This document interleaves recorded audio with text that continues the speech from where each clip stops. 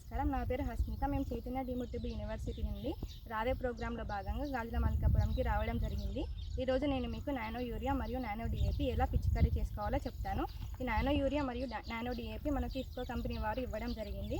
మనం ఈ పిచికారీ అనేది చాలా సులభంగా చేసుకోవచ్చు. ఈ నానో యూరియాలో 4% నైట్రోజన్ అనేది ఉంటుంది. ఈ నానో డిఏపి అంటే భాస్వరం అనేది 16% అనేది ఉంటుంది.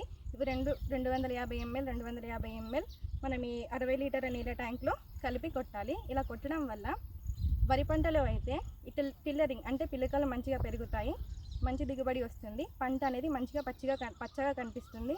మనకి నానో యూరియా మరియు నానో డిఏపి అనేది సులభంగా పిచికారీ అనేది చేసుకోవచ్చు. మనం ఇలా చేయడం వల్ల మనకి టైం సేవింగ్ అంటే చాలా తక్కువ సమయం తీసుకుంటుంది మరియు పంట దిగుబడి కానీ పంట ఎదుగుదల కానీ మంచిగా ఉంటుంది. మనం ఈ నానో యూరియాని కానీ నానో డిఏపిని కానీ పిచికారీ చేయడం వల్ల నైట్రోజన్ ఏదైతే భూమిలో తక్కువ ఉంటుందో దాని ఎదుగుదల అనేది పెరుగుతుంది. భూమిలో ఉన్న మంచి పోషకాలు అనేది పంట డైరెక్ట్గా తీసుకుంటుంది. దానివల్ల మనకి మంచి దిగుబడి అనేది వస్తుంది.